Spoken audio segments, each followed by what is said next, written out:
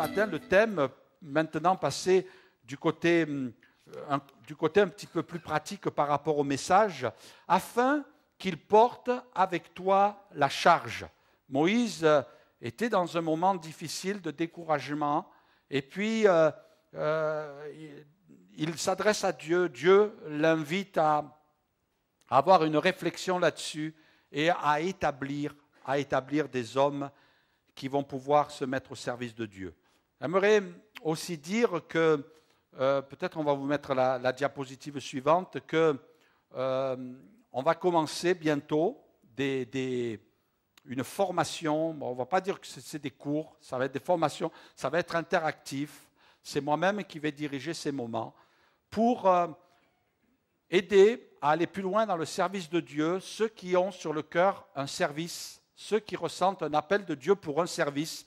Ce n'est pas forcé que ce soit pour la prédication, que ce soit pour être un pasteur plus tard, mais dans votre cœur, vous sentez un appel et vous désirez vous former pour cela. Alors on va commencer des cours normalement mi-janvier, mais pour cela, si vous avez à cœur cela, je vous invite à prendre un rendez-vous avec moi et on va en parler, parce qu'il est important pour moi que ce ne soit pas une réunion ouverte où n'importe qui peut venir. Et vous comprenez, ça ne veut pas dire que vous êtes n'importe qui, mais je veux avoir une discussion avec les personnes qui vont assister à cette formation pour pouvoir déjà répondre à vos questions et puis en même temps entendre ce qu'il y a sur votre cœur. Donc prenez la liberté de venir me voir et puis je vais vous enregistrer pour que à partir de mi-janvier, on commence une formation, on commence à étudier avec la parole de Dieu ce que la Bible dit au sujet du service chrétien et l'appel que Dieu a mis sur notre cœur pour qu'on puisse aller plus loin. Bien sûr, le but, c'est de discerner mon appel, bâtir mon appel, me perfectionner pour un service efficace, et puis les règles d'or pour être un serviteur ou une servante de Dieu agréable. Donc il y a des normes, il y a une formation à avoir, et puis c'est bon qu'on le voit ensemble. J'aimerais aussi revenir sur les ouvriers de l'ombre, soulignés il y a 15 jours, mais on n'a pas eu la diapositive, alors on va vous la donner ce matin.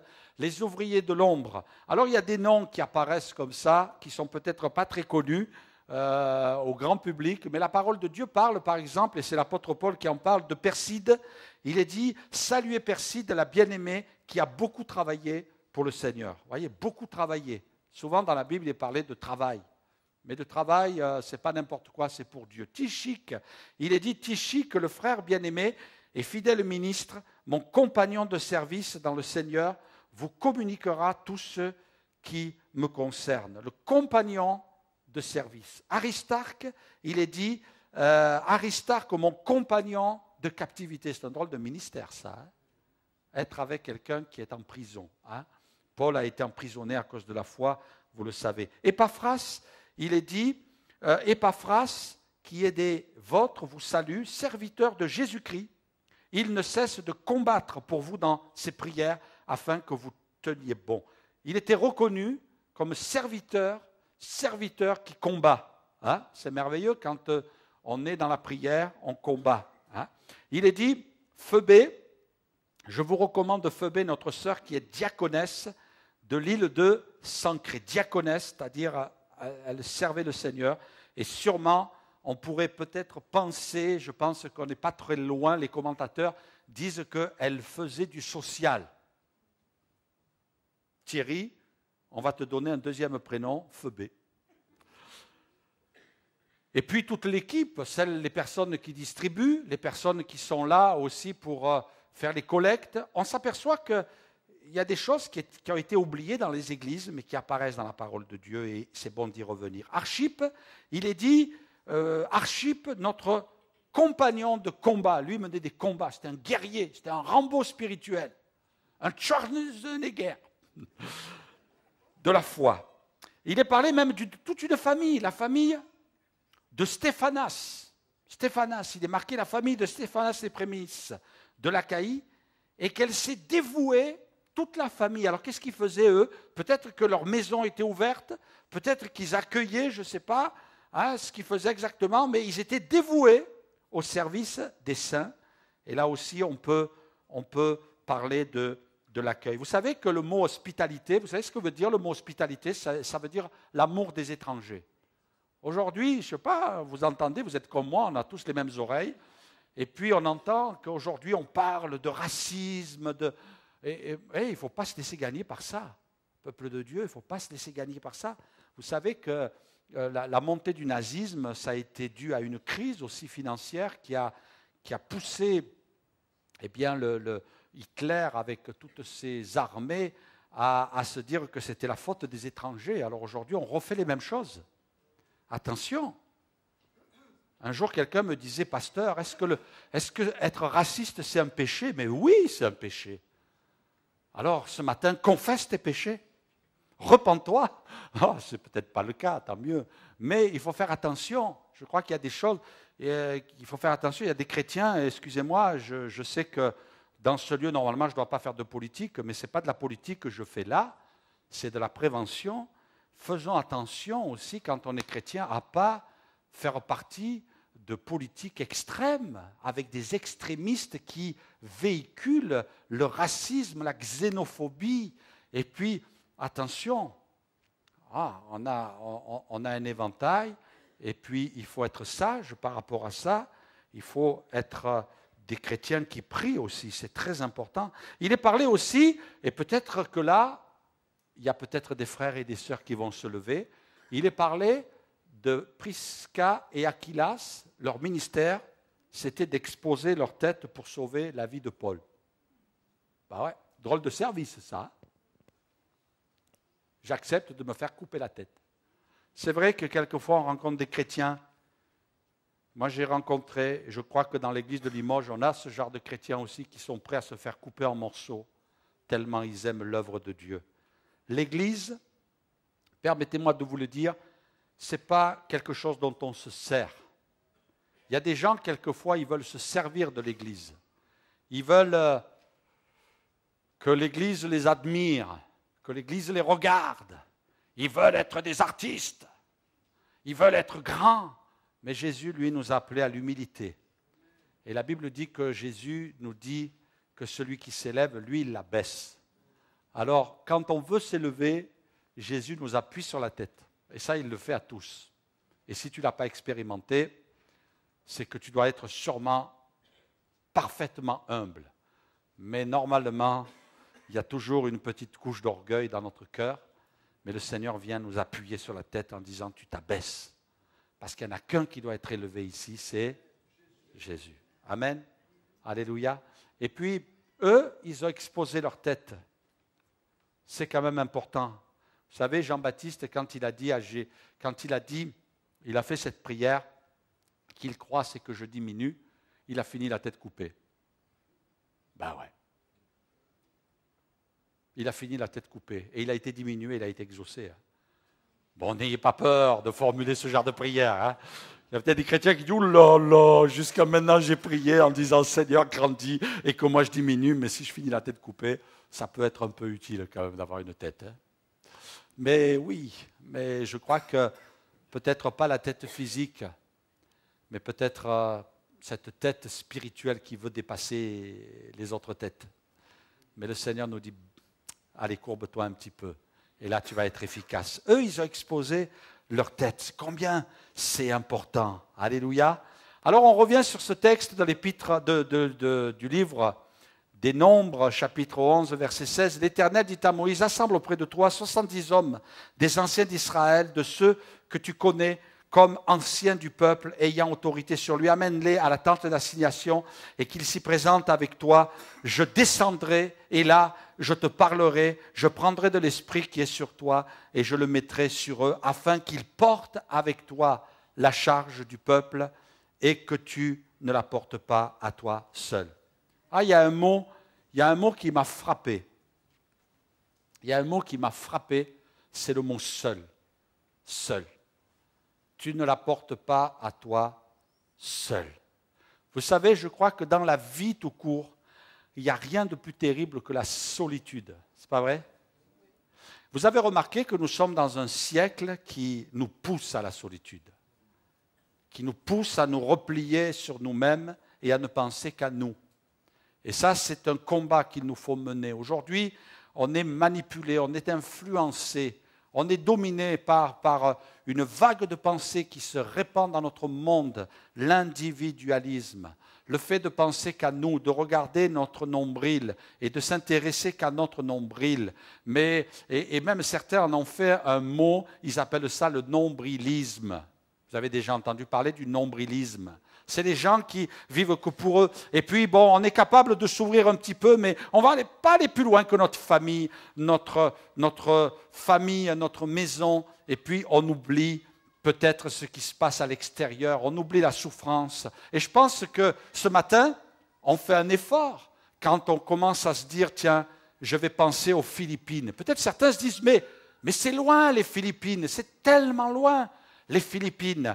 Mais c'est aussi s'intéresser aux gens qui sont dans le besoin. Et puis Dieu nous invite à cela, la solitude. J'étais impressionné, l'autre jour je vous en ai parlé, mais d'entendre parler de ce qui pouvait nous permettre de limiter le développement de la maladie d'Alzheimer chez nous. Ah, vous savez qu'il y en a de plus en plus. Hein? Et moi j'entends les gens qui me disent « Oh là là, tout m'est pas ça. Oh là là, je sois foudroyé d'un infarctus et que je parte direct. Mais oh là là, passer par... » Et c'est vrai que c'est terrible. Moi, je suis quelques chrétiens qui malheureusement passent par là, connaissent la maladie d'Alzheimer et puis je les suis, je les vois et c'est pas facile, c'est terrible de voir leur maladie. Ce que je remarque, c'est que les chrétiens, moi je me suis fait cette remarque, qui passent par là, ils ne sont pas comme les autres. Ah, ils souffrent, ils sont dans la peine, mais il n'y a pas d'agressivité. Je n'ai pas rencontré parmi eux des chrétiens qui passent par cette maladie, qui connaissent l'agressivité. Mais voyez-vous, il disait, dans ce rapport qui était fait, il disait ce qui, quelquefois, peut prévenir de cela. Alors, certes, il y a un régime, il y a des recommandations, mais un des points importants, ne vous désocialisez pas. Le fait de vous occuper, j'étais impressionné, c'est des chercheurs qui disaient ça. Moi, je leur fais confiance aux chercheurs, parce qu'ils sont là pour chercher. Hein. Et de temps en temps, ils trouvent. Hein. Non, ils trouvent souvent, mais là, j'étais impressionné. Ils se sont aperçus que le fait d'être dans une sorte de société, j'allais dire même peut-être d'être dans une communauté, ça les aidait. Le fait de s'intéresser aux autres. Vous savez, ce qui nous rend heureux, c'est de s'occuper des autres, de penser qu'il y a des besoins autour de nous. Oh, ça c'est tellement important. Il y a trop de gens qui vivent que pour eux. Et ils sont enfermés dans une sorte de monde de solitude. Et là, Dieu dénonce les choses. Non, tu ne dois pas porter seul. Et c'est vrai que c'est terrible quand on voit dans la parole de Dieu, il y a des hommes qui se sentent seuls. On a l'exemple d'Élie. Élie qui est passé par un moment...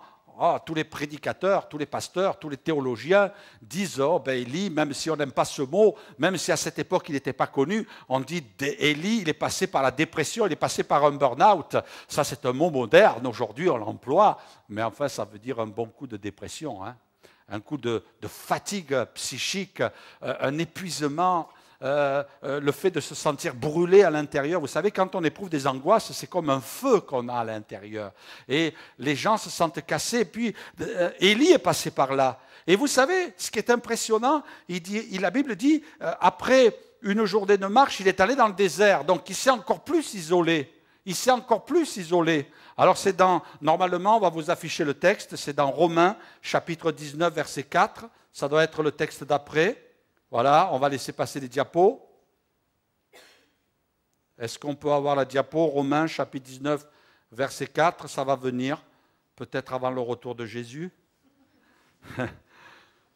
La Bible dit, il alla dans le désert où après une journée de marche, il s'assit sous un genêt et il demanda la mort et il dira, c'est assez maintenant, Éternel, prends mon âme, car je ne suis pas meilleur que mes pères. Et plus loin, il dira, chapitre 19, verset 10, il dira, j'ai déployé mon zèle pour l'Éternel, le Dieu des armées, car les enfants d'Israël ont abandonné ton alliance et ils ont renversé tes autels et ils ont tué par l'épée tes prophètes. Et il dira, je suis resté seul. Ça ne va plus? Il ne marche plus? Ça ne marche plus? Non. Si vous avez un petit moment de prière pour le frère là-bas, qui est dépassé, c'est l'ordinateur qui ne va plus. Élie dira, je suis resté seul. Je suis resté seul. Et ça l'a fait déprimer. C'est terrible quand même. Moi, je vais vous dire une chose. Élie a vécu 2 drames importants parmi tant d'autres, mais 2 importants. Le premier, c'est qu'il s'est retrouvé seul. Même s'il semblait ne pas être seul parce qu'il y avait des prophètes qui étaient restés fidèles, mais les prophètes qui étaient restés fidèles, ils se cachaient. Bon, vous allez me dire, c'est normal, ils ne voulaient pas mourir, ils avaient raison. Mais toujours est-il qu'il s'est senti seul. C'est terrible quand on se sent seul. Et puis, au lieu d'aller vers les autres, il est parti dans le désert, il s'est encore isolé. C'est vrai que quand on se sent seul, c'est vrai que quand on souffre de déprime, on s'isole. Mais c'est la chose qu'il ne faut pas faire. La chose qu'il ne faut pas faire. Dieu nous invite à rester là et à se mettre au service des autres. Service des autres. Et de donner notre vie pour servir ceux qui ont besoin d'être servis dans l'Église. Et puis au fur et à mesure que Dieu sauve des hommes et des femmes, il va y en avoir qui vont aussi se mettre au service de Dieu. C'est tellement important. Est-ce qu'on va pouvoir avoir des photos ou c'est fini? On va les avoir, ok. Là, j'aimerais vous parler du fait qu'il y a quelque chose qu'il nous faut casser dans l'Église. Je parle à l'Église de Limoges ce matin, c'est l'individualisme. C'est quoi l'individualisme? On va vous mettre quelques photos. Normalement, elles vont apparaître. La première va apparaître. L'individualisme, c'est lorsqu'il y a du monde autour de nous et qu'on se sent seul. On le subit. Et puis, quelquefois, on peut se sentir seul. Non, tu peux rester sur la première, s'il te plaît. On peut se sentir seul et puis souffrir de cette solitude. C'est terrible, la solitude. Et peut-être on peut avoir du monde et se sentir seul dans sa tâche, se sentir seul dans ses problèmes, dans ses difficultés. Alors, il y a quelquefois, moi j'ai rencontré des gens qui me disent « Pasteur, ouais, j'ai été seul. » Mais oui, mais pourquoi tu n'en as pas parlé? Oui, mais vous savez, ça allait mal dans ma tête. Presque il aurait fallu deviner. Mais je crois qu'on a un effort à faire. Il faut quelquefois aller vers les autres et peut-être trouver de l'aide et du soutien. On est dans un siècle aussi, on va mettre la suivante, lorsque on est seul, lorsque le centre d'intérêt, casser l'individualisme, c'est aussi réaliser que notre centre d'intérêt, ce n'est plus nous, mais c'est la collectivité. Hein? C'est vrai, les gens, vous avez remarqué, moi je crois qu'il y a beaucoup de gens qui souffrent dans le milieu professionnel parce qu'ils ont la sensation qu'ils sont utilisés pour que d'autres amassent. Ça, c'est le propre, quelquefois, du capitalisme. Les sociétés qui vont se servir des autres pour que d'autres s'enrichissent. Mais il y a eu des hommes, des femmes, même des chefs d'entreprise quelquefois qui ont bousculé ça en disant on va faire le partage du bénéfice de la société, on va essayer de tous s'engager pour essayer de sauver une situation. Mais je crois qu'on est forgé aussi. On est prisonnier d'un système qui nous a enfermés. Et puis, le centre d'intérêt, c'est moi. Et bon, je vais inclure peut-être mon conjoint, ma conjointe, je vais inclure mes enfants, mais je vais essayer presque de ne pas regarder autour de moi les besoins. Mais je crois que nous sommes invités les uns et les autres aussi à participer et à ne pas nous laisser gagner par une sorte d'avarice et de nombrilisme, comme je disais. Celle-là, elle est choquante de photos. Je voulais quand même vous la montrer. Alors, je ne sais pas si c'est un montage, hein, mais peut-être c'est un montage. Quoique, je me méfie parce que d'après les ombres, là, voilà.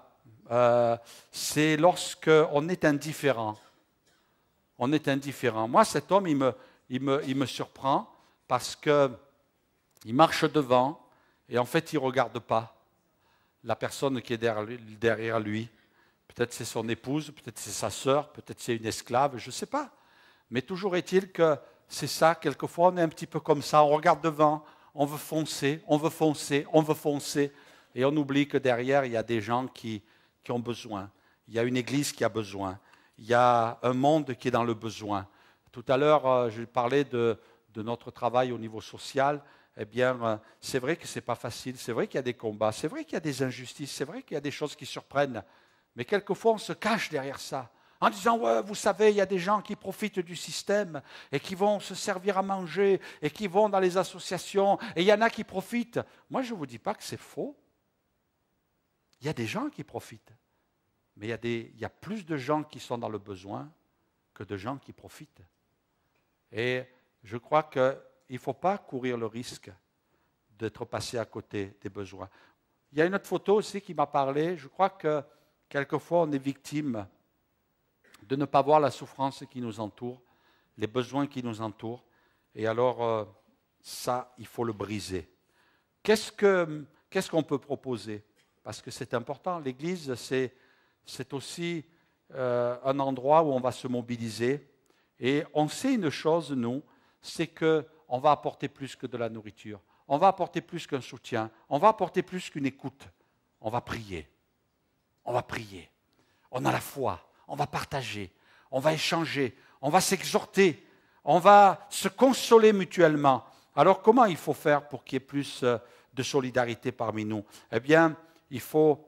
La Bible emploie une expression, on va passer les prochaines photos, c'est se donner la main d'association à ceux qui travaillent. C'est bon quand on travaille ensemble. Personnellement, j'aime travailler avec d'autres gens qui peuvent aussi apporter un bénéfice de ce qu'ils ont reçu aux autres. Tu as reçu quelque chose. Dieu t'a donné quelque chose. Surtout ne fais pas comme cette personne qui a reçu le talent, qui est allé creuser un trou et qui l'a enterré. C'est terrible. Il est allé enterrer en disant « Non, moi, ça fait partie du service quelquefois. Quelquefois, il y a des gens qui sont allés enterrer leur talent parce qu'ils ont peur. Il y a des gens, ils ont peur. Ils ont peur de l'aventure. Ils ont peur d'avancer dans la vie. Ils ont peur d'aller servir. Ils ont peur parce qu'il y a la peur, la crainte d'échouer, la peur de la timidité, la peur d'être montré du doigt. Alors ils ont peur, on vit dans la peur. Mais il faut essayer. Et puis quand on met notre talent entre les mains de Dieu, lui, il le fait fructifier et il nous bénit pour que ça puisse bénir les autres. La peur. Ou alors le découragement. On a été découragé parce qu'on est passé, on n'a pas été compris. Ou alors on est passé par le désert et puis ça a été dur. Et puis peut-être non seulement on n'a pas été compris, mais peut-être qu'on a échoué tout simplement. On a vécu l'échec et puis l'échec nous a plombés. L'échec nous a découragés. Ouais, j'étais dans tel service et puis ça n'a pas marché. J'ai été dans tel service, ça n'a pas marché non plus. Et puis on est découragé, alors on récupère notre monnaie. On va tout enterrer et on dit c'est fini, maintenant je vais me déclarer aux abonnés absents, donc vous comptez plus sur moi. Ça c'est la pire de toutes les choses. Parce que c'est pire que la peur. Parce que là tu es en train de détruire la foi. Tu es en train de détruire la puissance qui est en toi. Il est inévitable de passer par des échecs. Il est inévitable de passer par des moments difficiles. Inévitable. Parce que c'est au travers de cela que le Seigneur nous forme. Alors il faut se relever et se mettre au service de Dieu et des autres. Briser les murs d'indifférence. Moi je trouve que, comme disait quelqu'un, on va vous mettre la diapo suivante, comme disait quelqu'un, les hommes construisent trop de murs et pas assez de ponts. Je trouvais que c'était beau ça. Hein. Ce n'est pas de moi, j'aurais bien aimé. Mais il y a beaucoup trop de murs aujourd'hui. Et il n'y a pas assez de ponts. Vous avez remarqué? Les hommes ont construit des murailles, la muraille de Chine, les murs dans les pays de l'Est, qui ont été détruits, heureusement. Mais les hommes bâtissent des murs et puis quelquefois, ils ne sont pas physiques, ils sont psychologiques. Relationnels, il y a des murs. Il y a quelquefois des maris qui ont bâti des murs en face de leurs femmes. Il y a des femmes aussi qui ont bâti des murs en face de leurs maris. Il y a des parents qui ont bâti des murs en face de leurs enfants. Il y a des enfants qui ont bâti des murs. en face de leurs parents. Oui, il y a des moments, les enfants, c'est pas facile. Hein? Oui, il y a des parents qui ne sont pas faciles non plus. Hein? Ouais, mais il faut briser ces murs. Quelquefois, ça demande de l'humilité de faire le premier pas. Mais il faut le faire. Et puis, je termine avec cette dernière image. Je crois que les projets, c'est ensemble qu'il faut les construire. L'Église, elle ne peut pas avancer, elle ne peut pas se développer. Est-ce que cette image, elle m'a parlé parce que je me dis, il y a 3 pièces de puzzle, et puis il y a quelqu'un qui arrive avec une 4e. Et je me dis, avec la 4e pièce, on va faire en sorte que ça se développe et ça devienne plus grand. Et je crois que chacun, pour notre part, on peut arriver avec notre petite pièce et dire, si je peux permettre au royaume de Dieu de prendre un peu plus d'ampleur par ma participation, eh bien, je suis prêt. Ce matin, j'avais ce temps de prière devant le Seigneur et je disais, Seigneur, je veux travailler pour toi, je veux travailler pour ton royaume. Si simplement je peux apporter quelque chose de plus à ce royaume, le royaume de Dieu. Dieu nous a appelés à le construire. Jésus a dit, je bâtirai mon église. Et puis, on voit plus loin dans la parole de Dieu, l'apôtre Paul qui dira, nous sommes ouvriers avec Dieu. Ça veut dire que Jésus est celui qui est le sage architecte. Il est celui qui est là pour superviser les grands travaux du royaume de Dieu. Et puis l'apôtre Paul dira, nous, on est ouvriers avec Dieu. Ça veut dire quelque part que, Seigneur Jésus, tu veux bâtir ta maison, tu veux bâtir ton église spirituelle, ton église physique. Seigneur, je te donne mes capacités. Je veux bâtir. Je veux que tu m'utilises. C'est tellement important. La Bible nous dit que Élie était seul. Mais la force de la première église, il est dit dans la parole de Dieu, dans les actes, le jour de la Pentecôte, ils étaient tous ensemble, dans le même lieu. Normalement, c'est le verset qui suit. Le jour de la Pentecôte, ils étaient tous ensemble. Voilà la force. Nous, on a l'impression que c'est une phrase qui est jetée comme ça. Vous savez, chaque mot, chaque phrase dans la Bible, c'est important. Et quelquefois on dit, mais on aimerait vivre les actes des apôtres. Qui ce matin dans ce lieu n'a pas envie de dire, je voudrais que mon église, je voudrais que ma génération vive comme les actes des apôtres. Je crois que chacun d'entre nous, on a envie de lever la main et de dire oui, mais il y a un prix à payer. Ils étaient tous ensemble. Et vous savez, ils n'étaient pas tous ensemble que physiquement. La Bible dit que même il y a des moments, ils ont été inspirés, on n'a pas d'enseignement là-dessus, mais eux, ils l'ont fait, heureusement qu'ils l'ont fait, parce qu'après, ils ont été persécutés. Mais la Bible dit qu'ils ont tout vendu. Tout vendu. Il y a quelqu'un qui me racontait, cette semaine, quelqu'un qui est un serviteur de Dieu, il me racontait, il me dit, à un moment donné, j'ai dit à mon père qu'il avait une maison en Espagne. Et je lui dis, papa, écoute, je te dis, de la part de Dieu, il faut que tu vendes la maison qui est en Espagne. Alors le papa, hein? Et puis, il a dit, papa, écoute, je t'encourage vraiment à le faire, vends ta maison qui est en Espagne. Et puis, le papa, il a fini par obéir au fils. En principe, c'est l'inverse qui se passe, hein, c'est les fils qui obéissent au papa. Et là, le papa, il a dit, il a dit, mon fils, il est serviteur de Dieu, je vais obéir. Et heureusement qu'il a fait ça, le crack. L'Espagne, passant par où elle passe, par une crise, et non seulement, on sait que la crise, non seulement affecte dans plusieurs domaines, mais dans l'immobilier, c'est terrible aussi, hein. Et puis, je crois que c'est ce qu'ils ont fait à Jérusalem. À un moment donné, ils ont senti le Saint-Esprit qui disait « Vends ta maison ». « Oh, Seigneur, non, c'est ma maison. Vends ta maison. Vends ta maison. » Et puis, ils ont vendu leur maison.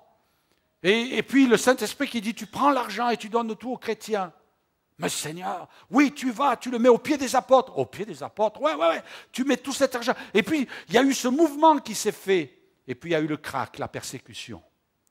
Et puis dans l'Épître aux Hébreux, on apprend qu'on leur a enlevé tous leurs biens. Heureusement qu'ils avaient tout donné parce que c'était leurs persécuteurs qui auraient tout pris.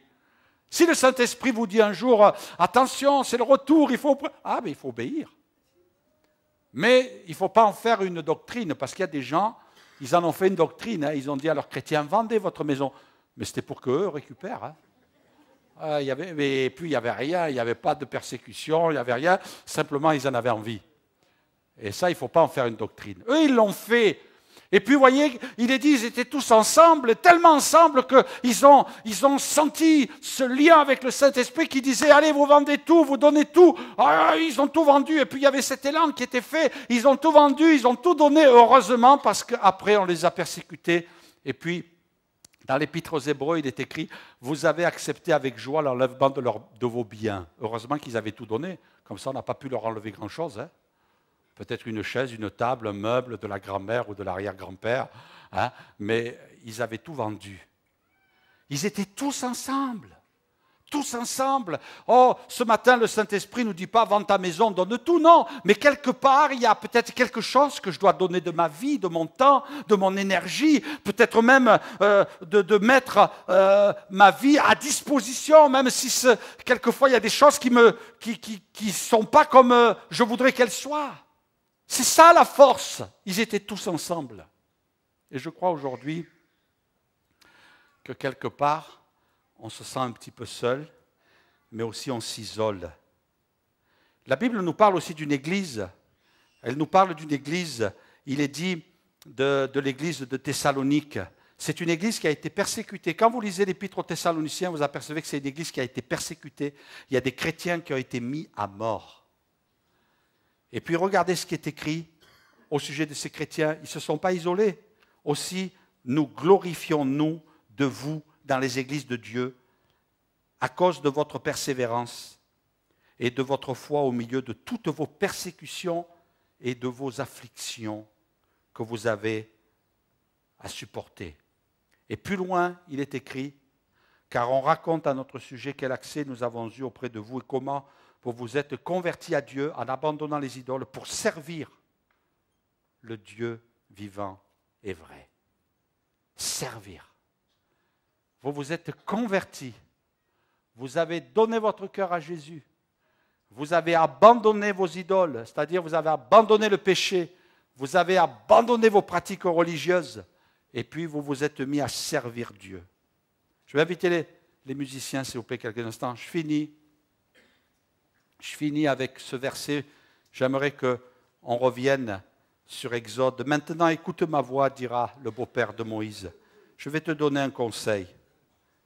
Et ce matin, écoutons le conseil, non pas de Jéthro, mais écoutons le conseil du Saint-Esprit. Écoutons le conseil de la parole de Dieu. Je te donne un conseil.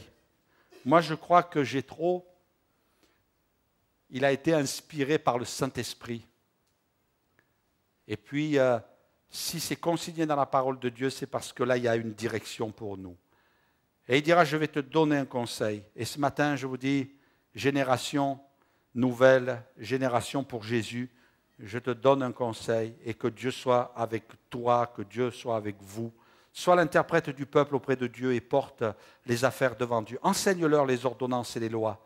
Fais-leur connaître le chemin qu'ils doivent suivre et ce qu'ils doivent faire. Choisis parmi tout le peuple des hommes capables, craignant Dieu, des hommes intègres, ennemis de la cupidité. Établis-les sur eux comme chefs de 1000, chefs de 100, chefs de 50, chefs de 10, qu'ils jugent le peuple en tout temps, qu'ils portent devant toi toutes les affaires importantes et qu'ils prononcent eux-mêmes sur les petites causes. Allège ta charge et qu'ils la portent avec toi.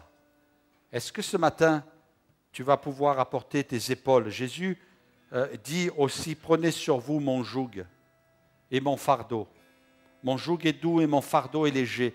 Jésus n'est pas venu pour dire, j'enlève les fardeaux du péché, j'enlève les fardeaux de la maladie de ta vie et puis va. Non, non, Jésus enlève toutes sortes de mauvaises choses de notre vie. Est-ce que Jésus a enlevé des mauvaises choses de votre vie? Mais il dit, si vous pouvez très très doucement, mais Jésus dit, tes épaules maintenant tu vas me les donner, moi je vais te mettre d'autres fardeaux. Peut-être que vous dites, oh, mais moi le péché m'a fait souffrir maintenant, je veux vivre pour moi. Tu n'as rien compris à l'évangile. Rien. Jésus il dit, mais attends, viens, t'en vas pas, viens. Je t'ai enlevé toutes sortes de choses de ta vie, de tes épaules. Mais maintenant, je vais te mettre d'autres fardeaux. Je vais te mettre un joug déjà. Le joug, c'est cette pièce de bois qui relie deux animaux. Ça veut dire que tu vas marcher au rythme que je veux te faire marcher parce que celui qui est à côté de toi, c'est moi, Jésus. Mais je vais mettre un fardeau aussi sur toi. Je vais mettre une charge sur toi pour qu'il porte la charge avec toi. Est-ce que, depuis que tu es chrétien, il y a une charge sur ton cœur? Est-ce qu'il y a des fardeaux sur ton cœur? Est-ce qu'il y a des choses qui pèsent et qui, quelquefois, t'empêchent de dormir, te réveillent la nuit? C'est vrai que souvent, quelquefois, on a envie de s'isoler. On a envie de prendre un billet d'avion et d'aller sur une île déserte. Ça vous est jamais arrivé, ça? Ne me dites pas que je suis anormal. Moi, des fois, ça m'arrive, j'aimerais trouver une île où il n'y a personne. Le seul qui ait vécu, c'était Robinson Crusoe. Mais j'ai envie quelquefois, pas trop longtemps, mais passer une petite semaine comme ça. Oh, ça serait tellement bon. Mais je sens dans mon cœur le Saint-Esprit qui me dit, allez, continue. Il faut porter la charge, il faut porter les soucis, il faut porter les problèmes. Il faut que tu sois là près des gens, il faut que tu écoutes, il faut que tu pries, il faut que tu ailles voir lui qui est à l'hôpital, l'autre qui est en prison, l'autre qui est dans la difficulté. Et peut-être même l'autre, tu ne peux pas aller le voir pour X raisons, mais tu peux prier pour lui. Et ça, c'est des fardeaux. Mais le Seigneur dit, c'est bon si tu as des fardeaux, des bons fardeaux. Parce qu'il y en a des mauvais, mais il y en a des bons. Vous savez, les gens, quelquefois, qui meurent prématurément, c'est parce qu'ils vivent que pour eux. Si tu vis pour les autres, tu auras envie de vivre parce que tu te sentiras utile. Jésus t'appelle et dit, viens. La solution de Dieu, on va résumer, la solution de Dieu dans le verset que Dieu donne, enfin du moins les recommandations que Jéthro donne à Moïse, la solution de Dieu, c'est enseigne-les, c'est-à-dire forme-les, enseigne-les. Non, les gens ne sont pas là en train de dire, je vais faire ce que je veux. Non, enseigne-les d'abord, c'est-à-dire forme-les. Ensuite, choisis. Ça veut dire il y a une approbation. Après, établis, c'est-à-dire mets en place, organise, structure, qu'ils jugent, c'est-à-dire fais-leur confiance, responsabilise-les. Normalement, ça doit venir. Qu'ils jugent, responsabilise-les, fais-leur confiance, laisse-les exercer leurs tâches. Mais il n'est pas dit qu'ils soient isolés, qu'ils portent devant toi, c'est-à-dire qu'ils travaillent dans le respect, de la communion, et qu'ils réalise les responsables de l'Église et allège ta charge et qu'il apporte avec toi, ça veut dire que le ministère, tu puisses le partager. Voilà la solution, voilà la clé du succès, voilà une Église qui est en bonne santé, voilà un chrétien qui est en bon état. C'est ça. C'est ce que dit la parole de Dieu. C'est ça. Et puis c'est ce que Moïse a fait. Et il a établi des chefs, vous avez lu avec moi, de 1000, des chefs de 100, des chefs de 10, et puis il a allégé sa charge. Jésus, et je termine maintenant, dira, quiconque veut être grand parmi vous, qu'il soit votre serviteur. Quiconque veut être le premier parmi vous, qu'il soit votre esclave. C'est ainsi que le Fils de l'homme est venu, non pour être servi, mais pour servir et donner sa vie comme la rançon de plusieurs. Il y a deux mots ici, et ce matin, tu peux être un prédicateur auprès de ton voisin, et tu vas lui dire, tu sais, dans la vie chrétienne, pour Jésus, pour l'Église de Jésus, tu es non seulement un serviteur, mais tu es aussi un esclave. Parce que Jésus est venu comme ça. Il est venu comme serviteur, il est venu comme esclave, et chose qu'il a faite aussi et qu'il nous invite à faire, avec des variantes certes, c'est qu'il a donné sa vie. Il est mort sur la croix, et il est mort pour nous. Et Jésus nous dit, toi aussi tu dois mourir à toi-même, pour que ta vie serve pour les autres. Mourir à tes intérêts, mourir à tes privilèges, mourir à tes colères, mourir à tes mauvaises idées, mourir à ton égoïsme, et de dire, oh mais moi. Là, Jésus, quand il entend ça, il dit, je te lâche. Parce que toi, tu n'y arriveras pas. Tu arriveras avec le peuple de Dieu. Et c'est en étant là, serviteur et esclave, que le Seigneur nous invite à nous approcher de lui. Tu veux être grand dans le royaume? Tu veux être grand aux yeux de Dieu?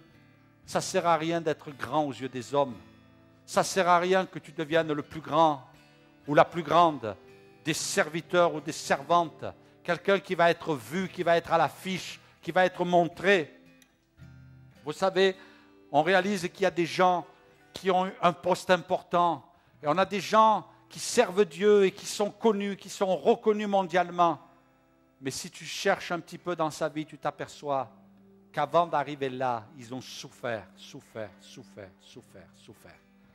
jusqu'à ce qu'ils apprennent que la gloire, elle est à Jésus. Alors le Seigneur a dit, lui, je peux faire de lui quelqu'un qui pourra avoir un ministère de renommée. Et le Seigneur nous invite à être des serviteurs et des esclaves. Ce n'est pas un discours aujourd'hui qui est académique. Les Star Academy, c'est parce qu'ils veulent, c'est l'inverse. Mais Jésus, lui, te dit, si tu fais ça, alors tu vas être grand à mes yeux. Grand. Parce que quand on a coupé la tête de Jean-Baptiste, qu'il a été raccourci, lui qui voulait que Jésus grandisse en lui et que lui diminue, alors Jésus dira, il n'y a pas de plus grand que lui dans le royaume de Dieu. Il était grand parce qu'il a accepté de mourir pour le sauveur.